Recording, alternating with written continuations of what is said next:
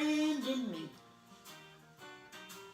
When the road looks rough ahead and you're miles and miles from your nice warm bed, just remember what this old friend said. You've got a friend in me. Got a friend in me. That is one of my favorite songs because it's all about friends. I love my friends. This book, Elmore by Holly Hobby, is about a little porcupine. Cute little porcupine that lives in a tree all by himself. He has a little problem and he has to figure out how to solve it. Listen carefully as I read this story to you and see if you can figure out what his problem is and how he solves it. And I'll give you just a little clue. It has to do with friends. All right, let's go. Elmore. Elmore by Holly Hobby. Elmore lived all by himself in an ancient maple tree. He loved it there. Every few days he climbed down the huge tree trunk as darkness fell to graze on his favorite leaves and twigs. Then back he would go to his snug hollow in the ancient tree. Elmore was solitary. He lived alone, and you would think he'd be used to that by now, but here's the thing, he often felt lonely. Solitude could be boring. You know, and that's true, I think.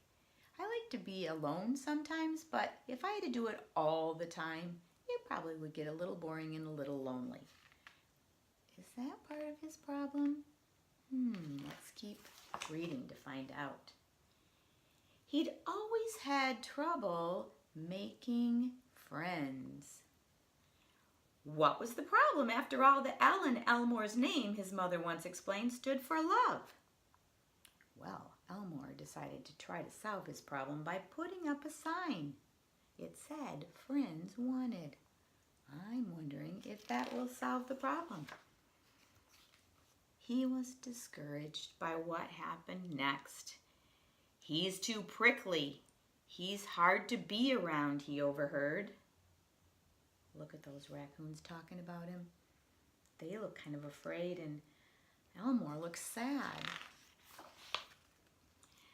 Elmore shook his back and his quills rattled. It was true. If you got too close, you might get needled, nettled, or prickled. Elmore didn't mean it. It just happened. That's who he was. And look at these poor animals. They're afraid. They don't want to get poked by one of those quills. And there's Elmore. He spent a rainy day holed up in the ancient tree thinking about what to do. What could be done about his troublesome quills? They were there to protect him like a coat of armor, but protect him from what? Elmore's life was pretty peaceful and he was pretty lucky. The next day, his uncle happened to come shuffling along past Elmore's tree. "Good morning, Elmore." A moment later, he said, "You don't seem your usual cheerful self. Is something wrong?" "I wish I didn't have all these quills," Elmore explained. "It's too hard. I'm too hard to be around, and I have no friends." "I'm your friend," his uncle said. "Well, that's different," Elmore replied, "and it is true. Your family kind of has to love you. Friends choose to love you, and Elmore wants some friends that choose to hang with him." "But you're a porcupine," his uncle stated empathetically. "You wouldn't be a porcupine without quills." "I know," said Elmore. "I've got hundreds and thousands of them." "You're a handsome porcupine," his uncle added. "Your quills are beautiful. You should treasure them." "You gotta be who you are, Elmore. You're a porcupine." His uncle's kind words made Elmore feel a little better. Then, as he looked at his many quills scattered around his cozy dwelling, he had an idea. Don't you love it? There they are, all in a dustpan, ready to do something with. What? Elmore tied up each small cluster of quills with a bit of string. He posted another sign. Gotta love him. He doesn't give up. This time it says, Elmore's Quill Pens, 100% real porcupine quills for free.